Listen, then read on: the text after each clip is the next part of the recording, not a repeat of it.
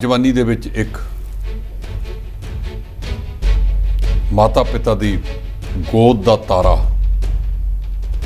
समय तो पहले ही बुझ गया। रोज ख्याल आउंदे होणगे क्योंकि अक्तूबर दे विच कहंदे ओहदी शादी होनी सी और पड़ताल भी सख्ती नाल कीती जावे और अखीर तक पहुंचा जावे कित्थों तक जिहड़ी असली तस्वीर है वो नकाब उतरे उन्हां दे चेहरिਆਂ ਤੋਂ ਜਦੋਂ ਇਹ ਜਾਂਚ ਪੜਤਾਲ ਦਾ ਜ਼ਿੰਮਾ ਕੇਂਦਰੀ ਏਜੰਸੀ ਕੋਲੇ ਚਲਿਆ ਗਿਆ ਫਿਰ ਉਹਦੇ ਤੇ ਪੰਜਾਬ ਸਰਕਾਰ ਦਾ ਕੋਈ ਵਾਹ ਵਾਸਤਾ ਨਹੀਂ ਰਹੇਗਾ। ਉਹਨਾਂ ਦੀ ਜਿਹੜੀ ਪਛਾਣ ਆ ਉਹ ਪੁਲਿਸ ਵੱਲੋਂ ਕੀਤੀ ਜਾ ਰਹੀ ਤੇ ਸੀਸੀਟੀਵੀ ਫੁਟੇਜ ਨੇ ਜਿਹੜੀਆਂ ਢਿੱਲੋਂ ਸਾਹਿਬ ਇੱਕ ਪੰਪ ਤੋਂ ਜਿਹੜੇ ਤੇਲ ਪਾਉਣ ਦੀਆਂ ਸਾਹਮਣੇ ਆਈਆਂ ਨੇ। ਜਿਹੜਾ ਇਸ ਕਿਸਮ ਦਾ ਸੰਗੀਨ ਅਪਰਾਧ ਹੈ ਇਹਨੂੰ ਆਪਾਂ ਇੱਕ ਦੂਜੇ ਦੇ ਨਾਲ ਰਲ ਕੇ ਹੀ ਨਿਜਟ ਸਕਦੇ ਹਾਂ। ਕਿ ਉਹ ਲੋਕ ਨੇ ਜਿਹੜੇ ਪਹਿਲਾਂ ਵੀ ਇਸ ਤਰ੍ਹਾਂ ਦੇ ਅਪਰਾਧ ਦੇ ਵਿੱਚ ਸ਼ਾਮਲ ਨੇ। ਉਹਨਾਂ ਨੇ ਲਾਈਵ ਹੋ ਕੇ ਕਿਹਾ ਕਿ ਮੇਰੇ ਪੁੱਤ ਦਾ ਹਲੇ ਸਿਵਾ ਠੰਡਾ ਨਹੀਂ ਹੋਇਆ ਤੇ ਮੈਨੂੰ ਜਿਹੜਾ ਚੋਣਾਂ ਲੜਨ ਦੇ ਲਈ ਕਿਹਾ ਜਾ ਰਿਹਾ। ਤਾਂ ਜੇ ਸਤਿਕਾਰ ਵਜੋਂ ਸਾਰੀਆਂ ਸਿਆਸੀ ਪਾਰਟੀਆਂ ਇਕੱਠੀਆਂ ਹੋ ਕੇ ਕਰ ਦਿੰਦੀਆਂ ਕੋਈ ਮਾੜੀ ਗੱਲ ਵੀ ਨਹੀਂ ਸੀ। ਅਕਾਲੀ ਦਲ ਇੱਕ ਪਾਸੇ ਸਿਮਰਨਜੀਤ ਸਿੰਘ ਮਾਨ ਦੇ ਨਾਲ ਸਾਂਝ ਪਾਉਣ ਨੂੰ ਤੁਰਿਆ ਫਿਰਦਾ, ਦੂਜੇ ਪਾਸੇ ਭਾਈ ਬਲਵੰਤ ਸਿੰਘ ਰਾਜੋਆਣਾ ਦੀ ਭੈਣ ਨੂੰ ਕਹਿੰਦੇ ਸੀ ਉਮੀਦਵਾਰ ਬਣਾਉਣਾ, ਡਬਲ ਪਾਲਿਸੀ ਤੇ ਚੱਲ ਰਹੇ ਸਰਦਾਰ ਸਿਮਰਨਜੀਤ ਸਿੰਘ ਮਾਨ ਦੇ ਨਾਲ ਅਕਾਲੀਆਂ ਵਾਸਤੇ ਵੀ, ਮਾਨ ਸਾਹਿਬ ਵਾਸਤੇ ਵੀ ਤੇ ਭਗਵੰਤ ਸਿੰਘ ਮਾਨ ਵਾਸਤੇ ਵੀ ਇਹ ਸਭ ਤੋਂ ਵੱਡਾ ਚੁਣੌਤੀ ਸੀ ਉਹਨੂੰ ਕਬੂਲਣਾ।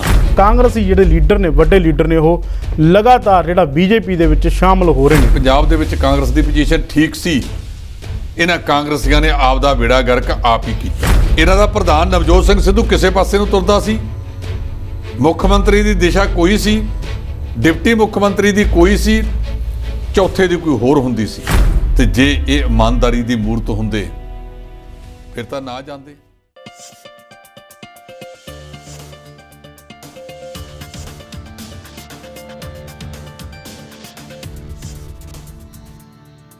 D5 ਚੈਨਲ ਪੰਜਾਬੀ ਦੇਖ ਰਹੇ ਸਾਰੇ ਦਰਸ਼ਕਾਂ ਦਾ ਸਵਾਗਤ ਹੈ। ਮੈਂ ਸੁਖਵੀਰ ਸਿੰਘ ਇੱਕ ਮੇਰੀ ਵੀ ਸੁਣੋ ਪ੍ਰੋਗਰਾਮ ਲੈ ਕੇ ਹਾਜ਼ਰ ਹਾਂ, ਜਿਸ ਦੇ ਵਿੱਚ ਅਸੀਂ ਵੱਖੋ ਵੱਖਰੇ ਮੁੱਦਿਆਂ ਤੇ ਚਰਚਾ ਕਰਦੇ ਹਾਂ। ਤੇ ਚਰਚਾ ਕਰਨ ਲਈ ਸਾਡੇ ਨਾਲ ਨੇ D5 ਦੇ ਸੀਨੀਅਰ ਐਡੀਟਰ ਜਸਪਾਲ ਸਿੰਘ ਢਿੱਲੋਂ ਜੀ। ਆਓ ਉਹਨਾਂ ਦਾ ਸਵਾਗਤ ਕਰ ਲਈਏ। ਸਤਿ ਸ਼੍ਰੀ ਅਕਾਲ ਜੀ। ਸਤਿ ਸ਼੍ਰੀ ਅਕਾਲ ਜੀ ਭੰਗੂ ਸਾਹਿਬ। ਜੇਕਰ ਗੱਲ ਕੀਤੀ ਜਾਵੇ ਸਿੱਧੂ ਮੂਸੇਵਾਲਾ ਦੇ ਕਤਲ ਮਾਮਲੇ ਤਾਂ ਲਗਾਤਾਰ ਇਹ ਭਖਦਾ ਜਾ ਰਿਹਾ ਤੇ ਪਰਿਵਾਰ ਵੱਲੋਂ ਲਗਾਤਾਰ ਇਨਸਾਫ ਦੀ ਮੰਗ ਕੀਤੀ ਜਾ ਰਹੀ ਆ। ਤੇ ਉੱਥੇ ਹੀ ਕੇਂਦਰੀ ਗ੍ਰਹਿ ਮੰਤਰੀ ਅਮਿਤ ਸ਼ਾਹ ਜਿਹੜੇ ਉਹ ਚੰਡੀਗੜ੍ਹ ਪਹੁੰਚੇ ਨੇ, ਜਿਸ ਨੂੰ ਮਿਲਣ ਦੇ ਲਈ ਸਿੱਧੂ ਮੂਸੇਵਾਲਾ ਦੇ ਪਰਿਵਾਰ ਪਹੁੰਚਿਆ, ਉਹਨਾਂ ਦੇ ਮਾਤਾ ਪਿਤਾ ਨੇ ਉਹਨਾਂ ਦੇ ਨਾਲ ਮੁਲਾਕਾਤ ਕੀਤੀ। ਢਿੱਲੋਂ ਸਾਹਿਬ ਦੇਖੋ, ਜਿਹੜਾ ਇਹ ਘਟਨਾਕ੍ਰਮ ਵਾਪਰਿਆ, ਸ਼ੁਭਦੀਪ ਸਿੱਧੂ ਮੂਸੇਵਾਲਾ ਭਰ ਜਵਾਨੀ ਦੇ ਵਿੱਚ ਇੱਕ ਮਾਤਾ ਪਿਤਾ ਦੀ ਗੋਦ ਦਾ ਤਾਰਾ ਸਮੇਂ ਤੋਂ ਪਹਿਲਾਂ ਹੀ ਬੁਝ ਗਿਆ। ਆਪਾਂ ਦੂਰ ਦੇ ਲੋਕ ਹੈ, ਪਰ ਉਹ ਮਾਤਾ ਜੀ ਦੇ ਪਤਾ ਨਹੀਂ ਕਿੰਨੇ ਕੁ ਅਰਮਾਨ ਹੋਣਗੇ ਆਪਣੇ ਪੁੱਤਰ ਪ੍ਰਤੀ।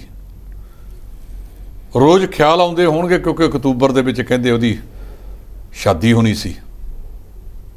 ਮਾਤਾਵਾਂ ਬੜਾ ਕੁਝ ਸੋਚਦੀਆਂ ਨੇ ਕਿ ਨੂੰਹ ਇਸ ਤਰ੍ਹਾਂ ਦੀ ਹੋਵੇਗੀ, ਨੂੰਹ ਤੋਂ ਵੀ ਪ੍ਰਸ਼ਾਦਾ ਪਾਣੀ ਛਕਾਂਗੇ।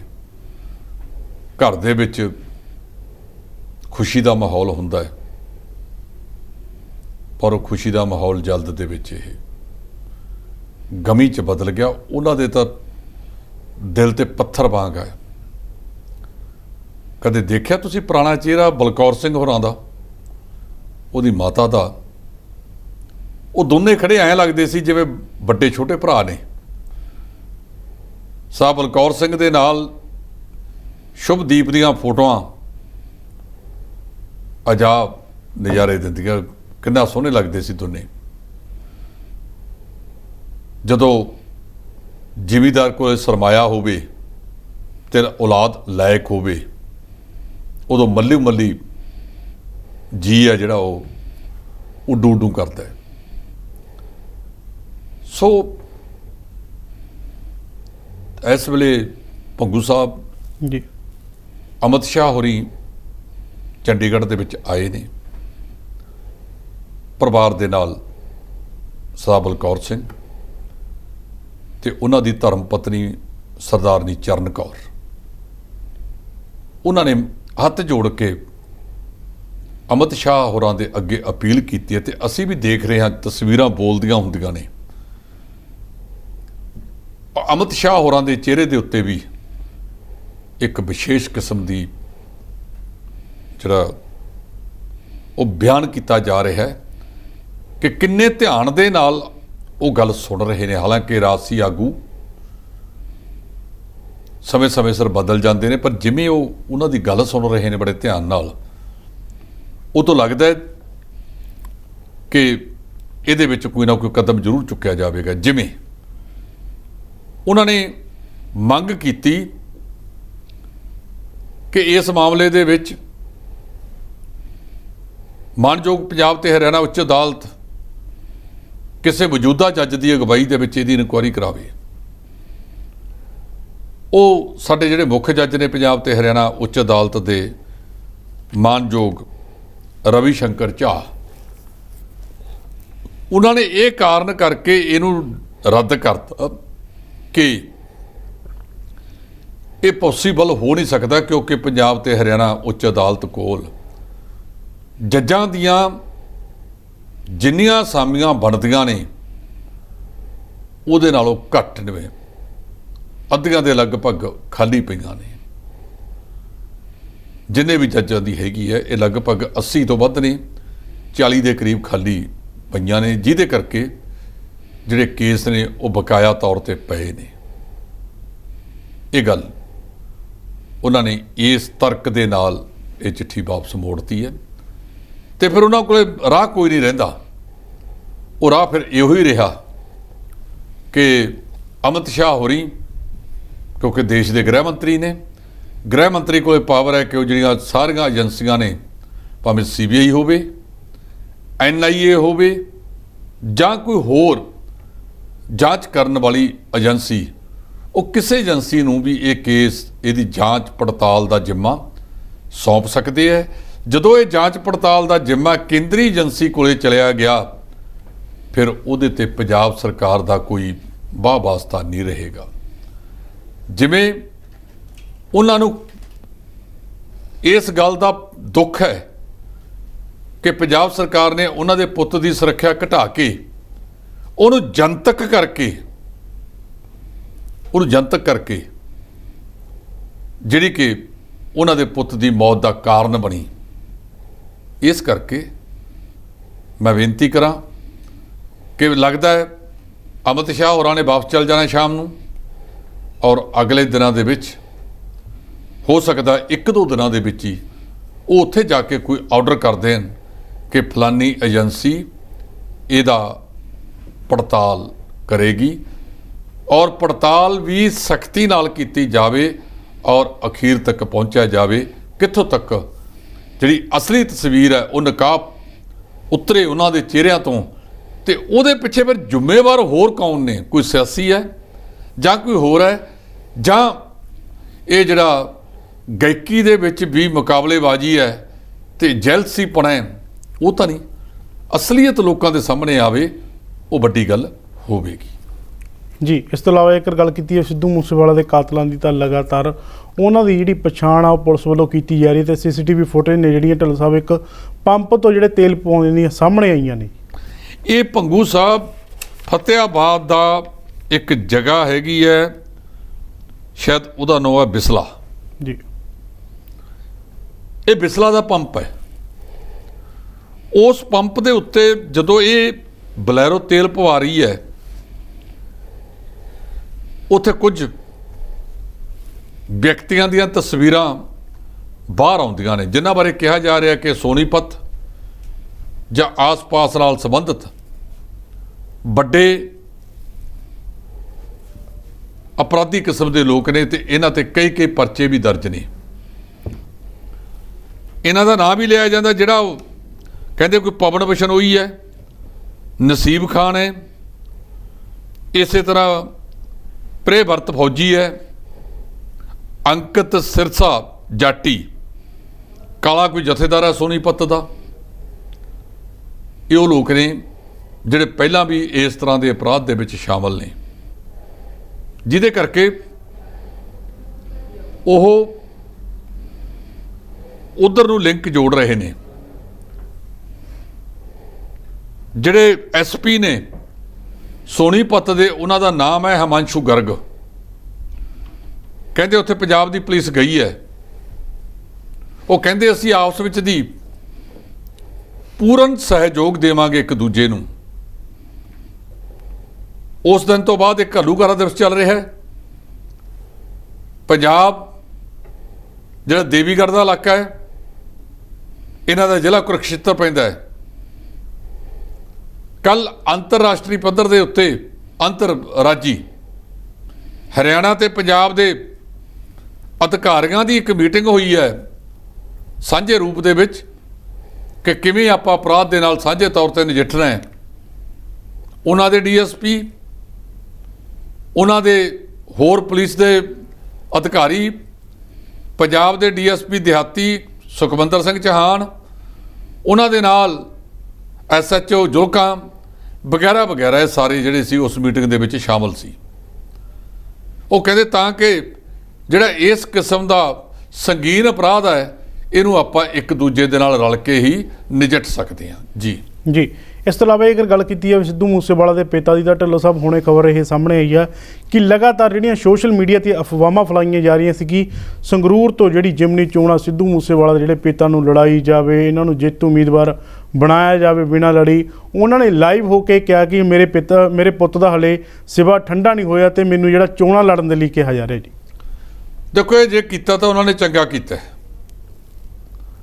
ਵੈਸੇ ਤਾਂ ਜੇ ਸਤਿਕਾਰ ਵਜੋਂ ਸਾਰੀਆਂ ਸਿਆਸੀ ਪਾਰਟੀਆਂ ਇਕੱਠੀਆਂ ਹੋ ਕੇ ਕਰ ਦਿੰਦੀਆਂ ਕੋਈ ਮਾੜੀ ਗੱਲ ਵੀ ਨਹੀਂ ਸੀ, ਪਰ ਸਿਮਰਨਜੀਤ ਸਿੰਘ ਮਾਨ ਤਾਂ ਕਾਗਜ਼ ਭਰਿਆ ਹੀ। ਆਮ ਆਦਮੀ ਪਾਰਟੀ ਨੇ ਜਿਹੜੇ ਸਰਪੰਚ ਘਰਾਚੋਂ ਵਾਲੇ ਗੁਰਮੇਲ ਸਿੰਘ ਨੂੰ ਉਮੀਦਵਾਰ ਬਣਾਇਆ ਹੈ, ਭਗਵੰਤ ਮਾਨ ਨਾਲ ਜਾ ਕੇ ਉਹਦੇ ਕਾਗਜ਼ ਭਰਾਇਆ ਹੈ। ਅਕਾਲੀ ਦਲ ਇੱਕ ਪਾਸੇ ਸਿਮਰਨਜੀਤ ਸਿੰਘ ਮਾਨ ਦੇ ਨਾਲ ਸਾਂਝ ਪਾਉਣ ਨੂੰ ਤੁਰਿਆ ਫਿਰਦਾ, ਦੂਜੇ ਪਾਸੇ ਭਾਈ ਬਲਵੰਤ ਸਿੰਘ ਰਾਜੋਆਣਾ ਦੀ ਭੈਣ ਨੂੰ ਕਹਿੰਦੇ ਸੀ ਉਮੀਦਵਾਰ ਬਣਾਉਣਾ। ਡਬਲ ਪਾਲਿਸੀ ਤੇ ਚੱਲ ਰਹੇ ਨੇ। ਸਿਮਰਨਜੀਤ ਸਿੰਘ ਮਾਨ ਕਾਗਜ਼ ਵੀ ਭਰ ਚੁੱਕੇ ਨੇ। ਇਹਨਾਂ ਦੀ ਕਿਵੇਂ ਆਪਸ ਵਿੱਚ ਦੀ ਨਿਭੇਗੀ ਜਦ ਕਿ ਦੋਹਾਂ ਦਾ 36 ਦਾ ਅੰਕੜਾ ਹੈ। ਉਹ ਕੁਛ ਕਹਿੰਦੇ ਨੇ, ਉਹ ਕੁਛ ਕਹਿੰਦੇ ਨੇ। ਅਜੇ 6 ਜੂਨ ਤੱਕ ਕਾਗਜ਼ ਭਰੇ ਜਾ ਸਕਦੇ ਨੇ, ਪਰਸੋਂ ਤੱਕ। ਜੇ ਬਲਕੌਰ ਸਿੰਘ ਹੋਰਾਂ ਨੇ ਲਾਈਵ ਹੋ ਕੇ ਸਿੱਧੇ ਪ੍ਰਸਾਰਣ ਦੇ ਵਿੱਚ ਇਹ ਗੱਲ ਕਹੀ ਹੈ ਕਿ ਮੇਰੇ ਪੁੱਤ ਦਾ ਸਿਵਾ ਨਹੀਂ ਠੰਡਾ ਹੋਇਆ ਤੇ ਤੁਸੀਂ ਸਿਆਸਤਾਂ ਕਰਨ ਲੱਗ ਗਏ ਹੋ, ਇਹ ਉਹਨਾਂ ਦੀ ਗੱਲ ਠੀਕ ਹੈ, ਕਿਉਂਕਿ 8 ਨੂੰ ਭੋਗ ਪਏ ਨੇ। ਉਹ ਅਜੇ ਸੋਚ ਕਿਵੇਂ ਸਕਦੇ ਨੇ? ਪਿੰਡ ਦੇ ਲੋਕ ਜਿਉਣ ਦੇਣਗੇ? ਲੋਕ ਕਹਿਣਗੇ ਕਿ ਇਸ ਮਾਮਲੇ ਦੇ ਵਿੱਚ ਤੁਸੀਂ ਆਪਣੇ ਪੁੱਤ ਦਾ ਨਾਮ ਵਰਤਿਆ, ਉਹਨੂੰ ਸਿਆਸੀ ਰੋਟੀਆਂ ਸੇਕੀਆਂ ਨੇ। ਸੋ ਜੇ ਕਿਤੇ ਉਹਨਾਂ ਨੇ ਇਹ ਗੱਲ ਕਹੀ ਹੈ, ਇਹ ਗੱਲ ਸੱਚੀ ਹੈ, ਤਾਂ ਮੈਂ ਸਮਝਦਾ ਬਲਕੌਰ ਸਿੰਘ ਹੋਰਾਂ ਨੇ ਸਹੀ ਕੰਮ ਕੀਤਾ ਹੈ।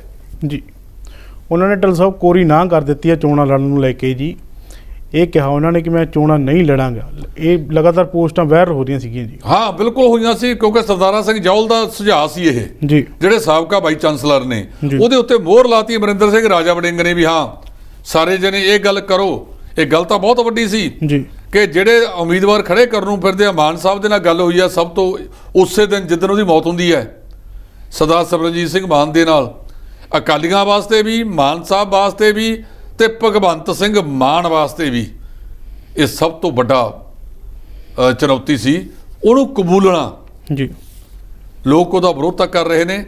ਠੀਕ ਹੈ, ਪਰਿਵਾਰ ਜਿਹਨੂੰ ਮਰਜ਼ੀ ਕਹਿ ਦੇਵੇ, ਪਰ ਇਸ ਵੇਲੇ ਜੇ ਪਰਿਵਾਰ ਨੇ ਬਲਕੌਰ ਸਿੰਘ ਹੋਰਾਂ ਨੇ ਕੋਰੀ ਨਾ ਕੀਤੀ ਹੈ ਤਾਂ ਠੀਕ ਕੀਤੀ ਹੈ। ਜੀ, ਇਸ ਤੋਂ ਇਲਾਵਾ ਜੇਕਰ ਗੱਲ ਕੀਤੀ ਜਾਵੇ ਬੀਜੇਪੀ, ਤਾਂ ਬੀਜੇਪੀ ਲਗਾਤਾਰ ਪੰਜਾਬ ਦੇ ਅੰਦਰ ਜਿਹੜੀ ਆਪਣੇ ਪੈਰ ਪਸਾਰੀ ਹੈ ਤੇ ਜਿਹੜੇ ਕਾਂਗਰਸੀ ਜਿਹੜੇ ਲੀਡਰ ਨੇ, ਵੱਡੇ ਲੀਡਰ ਨੇ, ਉਹ ਲਗਾਤਾਰ ਜਿਹੜਾ ਬੀਜੇਪੀ ਦੇ ਵਿੱਚ ਸ਼ਾਮਲ ਹੋ ਰਹੇ ਨੇ। ਢਿੱਲੋਂ ਸਾਹਿਬ, ਡਰ ਨੇੜੇ ਕ ਰੱਬ ਨੇੜੇ ਕ ਡਰ ਹੈ ਨਾ ਜੀ ਕਿ ਸੁਣ। ਜੀ, ਇਹ ਜਿਹੜੇ ਉਧਰ ਨੂੰ ਚੱਲੇ ਨੇ, ਕਈ ਇਹਨਾਂ ਚੋਂ ਪਿੱਛੇ ਕੈਪਟਨ ਅਮਰਿੰਦਰ ਸਿੰਘ ਨੇ ਇੱਕ ਛੱਡਿਆ ਸੀ ਨਾ ਜੀ ਕਿ ਮੇਰੇ ਕੋਲ ਲਿਸਟ ਹੈ ਕਿਹਨੇ ਭ੍ਰਿਸ਼ਟਾਚਾਰ ਕੀਤਾ, ਮੈਂ ਉਹ ਦੱਸ ਕੇ ਆਉਣਾ ਹੈ। ਜੀ, ਉਹਦਾ ਮਤਲਬ ਕੀ ਸੀ? ਨੂੰਹੇ ਕੰਨ ਕਰੀ ਧੀਏ ਗੱਲ ਸੁਣੀ। ਭਾਰਤੀ ਜਨਤਾ ਪਾਰਟੀ ਕਾਂਗਰਸ ਨੂੰ ਬਾਹਰ ਕਰਨ ਵਾਸਤੇ ਪੰਜਾਬ ਦੇ ਵਿੱਚ ਕਾਂਗਰਸ ਦੀ ਪੋਜੀਸ਼ਨ ਠੀਕ ਸੀ। ਇਹਨਾਂ ਕਾਂਗਰਸੀਆਂ ਨੇ ਆਪ ਦਾ ਬੇੜਾ ਗਰਕ ਆਪ ਹੀ ਕੀਤਾ ਹੈ। ਜੀ, ਇਹਨਾਂ ਦਾ ਪ੍ਰਧਾਨ ਨਵਜੋਤ ਸਿੰਘ ਸਿੱਧੂ ਕਿਸੇ ਪਾਸੇ ਨੂੰ ਤੁਰਦਾ ਸੀ, ਮੁੱਖ ਮੰਤਰੀ ਦੀ ਦਿਸ਼ਾ ਕੋਈ ਸੀ, ਡਿਪਟੀ ਮੁੱਖ ਮੰਤਰੀ ਦੀ ਕੋਈ ਸੀ, ਚੌਥੇ ਦੀ ਕੋਈ ਹੋਰ ਹੁੰਦੀ ਸੀ, ਤੇ ਇਹਨਾਂ ਨੇ ਬੇੜਾ ਗਰਕ ਕਰਨ ਵਾਲੇ ਪਾਸੇ ਨੂੰ ਤੁਰੇ। ਤੇ ਜਿਹੜੀ ਮੈਂ ਗੱਲ ਕਹੀ ਹੈ ਕਿ ਨੂੰਹੇ ਕੰਨ ਕਰੀ ਧੀਏ ਗੱਲ ਸੁਣੀ, ਉਹ ਸੁਣਾਇਆ ਕਿਹਨੂੰ ਸੀ? ਇਹਨਾਂ ਨੂੰ ਹੀ ਸੁਣਾਇਆ ਸੀ ਨਾ ਜੀ, ਜਿਨ੍ਹਾਂ ਨੇ ਕੈਪਟਨ ਸਾਹਿਬ ਦੇ ਰਾਜ ਦੇ ਵਿੱਚ ਰੱਜ ਕੇ ਹੱਥ ਰੰਗੇ। ਇਹ ਦੋਸ਼ ਲੱਗਦੇ ਸੀਗੇ ਕਿ ਫਲਾਣੇ ਅਧਿਕਾਰੀਆਂ ਦੀਆਂ ਜ਼ਿਲ੍ਹਿਆਂ ਮੁਤਾਬਕ ਫੀਸਾਂ ਰੱਖੀਆਂ ਵੀਆਂ ਨੇ ਕਿ ਇੰਨੇ ਨੇ ਲਿਆਓ ਤੇ ਲੱਗੋ। ਜਿਵੇਂ ਕਿਸੇ ਨੇ ਕਿਹਾ ਸੀ ਕਿ ਬਾਬਾ ਜੀ ਚੇਲੇ ਬਹੁਤ ਆ ਗਏ, ਕਹਿੰਦੇ ਮੰਗ ਕੀ ਲਿਆਉਣਾ ਹੈ ਜੀ, ਆਪਦੀ ਖਾਇਆ ਆਇਆ ਕਰਨਗੇ, ਮੇਰੇ ਵਾਸਤੇ ਲੈ ਆਇਆ ਕਰਨਗੇ। ਤੇ ਜੇ ਇਹ ਇਮਾਨਦਾਰੀ ਦੀ ਮੂਰਤ ਹੁੰਦੇ ਫਿਰ ਤਾਂ ਨਾ ਜਾਂਦੇ। ਸਵਾਰਥ ਭਾਰੂ ਹੈ, ਪਾਰਟੀਆਂ ਮੈਂ ਅਕਸਰ ਕਹਿੰਦਾ ਉਹਨਾਂ ਬੌਣੀਆਂ ਰਹਿ ਗਈਆਂ, ਇਹ ਲੋਕ ਭਾਰੂ ਹੋ ਗਏ ਤੇ ਫਿਰ ਹੈ ਨਾ ਡਰ ਮੂਹਰੇ ਭੂਤ ਨੱਚਦੇ ਆ ਜੀ, ਤੇ ਇਹ ਡੰਡੌਤ ਕੱਢਦੇ ਤੇ ਜਾ ਪਹੁੰਚੇ ਉਧਰ ਨੂੰ। ਜੇ ਕਿਤੇ ਸਾਰੀ ਇਮਾਨਦਾਰੀ ਦੀ ਖੇਡ ਹੋਵੇ, ਅੱਜ ਪਰਖ ਉਦੋਂ ਹੁੰਦੀ ਹੈ ਜਦੋਂ ਵਕਤ ਪਿਆ ਹੋਵੇ, ਜਦੋਂ ਬੰਦੇ ਦੇ ਸੌਖੇ ਦਿਨ ਹੋਣ ਉਦੋਂ ਹਰੇਕ ਯਾਰ ਬਣ ਜਾਂਦੇ ਨੇ, ਪਰ ਵਕਤ ਪੈਣ ਵੇਲੇ ਮੁਸ਼ਕਲ ਨਾਲ ਖੜਦੇ ਆ। ਕਿ ਕਿਹਾ ਨਾ ਕਿਸੇ ਨੇ, ਕਹਿੰਦਾ ਵਕਤ ਪਈ ਤੋਂ ਪਰਖੀ ਜਾਂਦੀ ਯਾਰਾਂ 'ਚ ਯਾਰੀ ਯਾਰਾਂ ਦੀ, ਠੀਕ ਹੈ ਨਾ। ਇਹ ਵਕਤ ਪਏ ਤੋਂ ਪਰਖਿਆ ਜਾਂਦਾ ਹੈ। ਸੌਖੇ ਦਿਨਾਂ ਵੇਲੇ ਤਾਂ ਹਰੇਕ ਤੁਹਾਡੇ ਮੋਢਿਆਂ ਤੇ ਚੜ੍ਹਨ ਨੂੰ ਤਿਆਰ ਹੈ ਜੀ। ਪੰਜਾਬ ਸਰਕਾਰ ਵੱਲੋਂ ਕਈ ਆਗੂਆਂ ਦੀ ਜਿਹੜੀ ਸਿਕਿਉਰਿਟੀ ਵਾਪਸ ਕੀਤੀ ਗਈ ਸੀ, ਜਿਸ ਦੇ ਵਿੱਚ ਗਿਆਨੀ ਜਥੇਦਾਰ ਸਿੰਘ ਵੀ ਸ਼ਾਮਲ ਸਨ। ਹੁਣ ਉਹਨਾਂ ਦਾ ਇੱਕ ਬਿਆਨ ਸਾਹਮਣੇ ਆਇਆ, ਉਹਨਾਂ ਦਾ ਕਹਿਣਾ ਕਿ ਸੋਸ਼ਲ ਮੀਡੀਆ ਤੇ ਪਾ ਕੇ ਮੈਨੂੰ ਜਲੀਲ ਕਰਨ ਦੀ ਜਿਹੜੀ ਕੋਸ਼ਿਸ਼ ਕੀਤੀ ਗਈ ਸੀ। ਜਥੇਦਾਰ ਸਾਹਿਬ ਦਾ ਬਿਆਨ ਅੱਜ ਕਾਫੀ ਇਹ ਚੱਲ ਰਿਹਾ ਹੈ, ਆਪਾਂ ਵੀ ਪੜ੍ਹਿਆ ਹੈਗਾ ਜੀ। ਉਹਨਾਂ ਨੇ ਪਾਰਟੀਆਂ ਤੇ ਵੀ ਤੰਜ ਕੱਸਿਆ। ਉਹਨਾਂ ਨੇ ਕਿਹਾ ਕਿ ਸੋਸ਼ਲ ਮੀਡੀਆ ਤੇ ਪਾ ਕੇ ਸਾਨੂੰ ਜਲੀਲ ਨਾ ਕਰੋ। ਜਥੇਦਾਰ ਸਾਹਿਬ, ਜਿਹੜਾ ਸਟੈਂਡ ਤੁਸੀਂ ਅੱਜ ਲਿਆ, ਜੇ ਪਹਿਲੇ ਹੀ ਲੈ ਲੈਂਦੇ, ਇਹਨਾਂ ਜਥੇਦਾਰਾਂ ਨੂੰ ਸਿਕਿਉਰਿਟੀ ਦੀ ਲੋੜ ਕੀ ਪੈ ਜਾਵੇ? ਇਹ ਜਿਨ੍ਹਾਂ ਸਿਆਸਤਦਾਨਾਂ ਨੇ ਤੁਹਾਨੂੰ ਆਪਣੇ ਲਈ ਵਰਤਿਆ, ਤੁਹਾਨੂੰ ਲੋੜ ਤਾਂ ਪਈ ਹੈ। ਕਦੇ ਅੱਜ ਤੱਕ ਸੁਣਿਆ ਸੀ ਕਿ ਜਥੇਦਾਰਾਂ ਸਾਹਿਬ ਦਾ ਵਿਰੋਧ ਪੁਤਲੇ ਘੜੀਸੇ ਜਾਣ ਤੇ ਫਿਰ ਬਾਹਰ ਲਿਆ ਕੇ ਉਹਨਾਂ ਨੂੰ ਅੱਗ ਲਾਈ ਜਾਵੇ, ਸਾੜੇ ਜਾਣ? ਇਹ ਨੌਬਤ ਕਿਉਂ ਆਈ? ਇਹਨੂੰ ਦੁਹਰਾਉਣ ਦੀ ਲੋੜ ਨਹੀਂ, ਸਾਰਿਆਂ ਨੂੰ ਪਤਾ ਹੈ। ਤੇ ਜਿਹੜੀ ਗੱਲ ਦਾਦੂਵਾਲ ਸਾਹਿਬ ਕਹਿ ਗਏ 3 ਮਈ ਨੂੰ ਕਿ ਜਿੱਦਣ ਤੁਸੀਂ ਸ਼੍ਰੋਮਣੀ ਕਮੇਟੀ ਤੋਂ ਇੱਕ ਪਰਿਵਾਰ ਦਾ ਸਾਇਆ ਖਤਮ ਕਰ ਲਿਆ, ਪਰਛਾਵਾਂ ਖਤਮ ਕਰ ਲਿਆ, ਉਦੋਂ ਅਸੀਂ ਨੰਗੇ ਪੈਰੀ ਆਵਾਂਗੇ ਤੁਹਾਡੇ ਕੋਲੇ। ਤੇ ਉਹਦੇ ਕਰਕੇ ਲੋੜ ਪਈ ਇਹਨਾਂ ਨੂੰ। ਕੇਂਦਰ ਸਰਕਾਰ ਨੇ ਦਿੱਤਾ, ਉਹ ਕਹਿੰਦੇ ਤੁਹਾਡਾ ਧੰਨਵਾਦ, ਪਰ ਅਸੀਂ ਤਾਂ ਸਿੱਖੀ ਦਾ ਪ੍ਰਚਾਰ ਕਰਨਾ, ਸਾਨੂੰ ਇਹਦੀ ਜ਼ਰੂਰਤ ਨਹੀਂ। ਇਹ ਹੁਣ ਪਈ ਹੈ। ਤੇ ਜਿਹੜੀ ਪਹਿਲਾਂ ਪੰਜਾਬ ਸਰਕਾਰ ਦੀ ਸਾਂਭੀ ਵੀ ਸੀ, ਉਦੋਂ ਜਥੇਦਾਰ ਸਾਹਿਬ ਤੁਸੀਂ ਪ੍ਰਚਾਰ ਨਹੀਂ ਸੀ ਕਰਦੇ ਸਿੱਖੀ ਦਾ। ਇਹ ਸਥਿਤੀ ਅਸੀਂ ਆਪ ਪੈਦਾ ਕੀਤੀ। ਤੇ ਜੇ ਹੁਣ ਜਥੇਦਾਰ ਸਾਹਿਬ ਨੇ ਨਾ ਨੁੱਕਰ ਕੀਤੀ ਹੈ, ਉਹ ਚੰਗਾ ਕੀਤਾ ਹੈ। ਉਹਨਾਂ ਨੇ ਧੰਨਵਾਦ ਵੀ ਕਰਤਾ ਕੇਂਦਰ ਸਰਕਾਰ ਦਾ, ਨਾਲ ਕਹਿਤਾ ਕਿ ਮੈਂ ਕਿਸੇ ਕਿਸਮ ਦੀ ਕੋਈ ਸੁਰੱਖਿਆ ਨਹੀਂ ਲਊਂਗਾ। ਇਹਨਾਂ ਨੂੰ ਸੁਰੱਖਿਆ ਦੀ ਜ਼ਰੂਰਤ ਕੀ ਹੈ? ਇਹ ਤਾਂ ਸਾਡੀਆਂ ਧਾਰਮਿਕ ਹਸਤੀਆਂ ਨੇ, ਧਾਰਮਿਕ ਸ਼ਖਸੀਅਤਾਂ ਨੇ, ਪਰ ਇਹਨਾਂ ਨੂੰ ਲੋੜ ਨਹੀਂ ਸੀ। ਲੋੜ ਪਵਾਉਣ ਵਾਲੇ ਕੰਮ ਕਰਵਾਤੇ, ਜਿਹਦੇ ਕਰਕੇ ਇਹਨਾਂ ਨੂੰ ਲੋੜ ਮਹਿਸੂਸ ਹੋਈ ਜੀ। ਘੱਲੂਘਾਰਾ ਦਿਵਸ ਨੂੰ ਲੈ ਕੇ ਪੰਜਾਬ ਦੇ ਮੁੱਖ ਮੰਤਰੀ ਭਗਵੰਤ ਮਾਨ ਨੇ ਕਈ ਸੀਨੀਅਰ ਅਧਿਕਾਰੀਆਂ ਨਾਲ ਮੀਟਿੰਗ ਕੀਤੀ ਤੇ ਹੁਕਮ ਵੀ ਜਾਰੀ ਕੀਤੇ ਨੇ ਜੀ। ਅੱਜ ਵਾਹਵਾ ਲੰਬੇ ਸਮੇਂ ਤੋਂ ਬਾਅਦ ਭਗਵੰਤ ਸਿੰਘ ਮਾਨ ਬੋਲਿਆ, ਪੰਜਾਬ ਦੇ ਅਮਨ ਕਾਨੂੰਨ ਦੇ ਨਾਲ ਕੋਈ ਸਮਝੌਤਾ ਨਹੀਂ ਹੋਵੇਗਾ। ਇਹ ਬਿਲਕੁਲ ਉਸੇ ਤਰ੍ਹਾਂ ਬੋਲੇ ਨੇ ਜਿਵੇਂ ਦੂਜੇ ਬੋਲਦੇ ਹੁੰਦੇ ਸੀ। ਡਿਪਟੀ ਕਮਿਸ਼ਨਰਾਂ ਦੇ, ਕਈ ਹੋਰਾਂ ਦੇ ਸਟੀਰੀਓਟਾਈਪ ਪਏ ਨੇ, ਭਾਸ਼ਣ ਵੀ ਤੇ ਪ੍ਰੈਸ ਨੋਟ ਵੀ। ਜਦੋਂ ਕੋਈ ਆਊਗਾ ਫਲਾਨਾ ਧਾਰਮਿਕ ਦਿਨ ਆ, ਉਸ ਦਿਨ ਮੀਟ ਮਾਸ ਆਂਡਾ ਵਾਲੀਆਂ ਦਾ ਨਹੀਂ ਹੋਵੇਗਾ। ਦੀਵਾਲੀ ਦੇ ਨੇੜੇ ਉੱਚੀ ਆਵਾਜ਼ ਵਾਲੇ ਪਟਾਕੇ ਨਹੀਂ ਪਾਉਣੇ ਜਾਣਗੇ, ਰਾਤ ਦੇ 10 ਵਜੇ ਤੱਕ ਪੈਣਗੇ। ਤੇ ਕੁਛ ਸੁਣਦਾ ਉਹਨਾਂ ਨੂੰ? ਭੰਗੂ ਸਾਹਿਬ ਜੀ, ਜਿਹੜੇ ਇਸ ਤਰ੍ਹਾਂ ਦੇ ਬਿਆਨ ਹੁੰਦੇ ਆ, ਇਹ ਰਟਾਏ ਹੁੰਦੇ ਆ। ਤੇ ਜਿਹੜਾ ਲੋਕ ਸੰਪਰਕ ਦਾ ਮਹਿਕਮਾ ਹੈ, ਉਹਦਾ ਪਹਿਲੇ ਹੀ ਤਿਆਰ ਕੀਤਾ ਪਿਆ ਹੁੰਦਾ ਹੈ। ਔਰ ਇਸ ਦਿਨ ਦੇ ਉੱਤੇ ਤੇ ਮਾਨ ਸਾਹਿਬ ਹੋਰ ਬੋਲਣ ਵੀ ਕੀ? ਉਹਨਾਂ ਨੇ ਉਹੀ ਕੁਝ ਬੋਲਿਆ ਜੇ ਦੂਜੇ ਮੁੱਖ ਮੰਤਰੀ ਬੋਲਦੇ ਸੀ। ਅਸੀਂ ਸਾਰੇ ਜਣੇ ਰਲ ਕੇ ਸੁੱਖ ਮੰਗੀਏ ਕਿ ਸੁੱਖੀ ਸਾਂਦੀ ਇਹ ਦਿਹਾੜੇ ਲੰਘ ਜਾਣ। ਪੰਜਾਬ ਨੂੰ ਪਹਿਲੇ ਹੀ ਕਿਸੇ ਬੁਰੀ ਨਜ਼ਰ ਨੇ ਖਾ ਲਿਆ ਤੇ ਪੰਜਾਬ ਜਿਹੜਾ ਵੱਸਦਾ ਗੁਰਾਂ ਦੇ ਨਾਂ 'ਤੇ ਉਸ ਤਰ੍ਹਾਂ ਦਾ ਰਹੇ।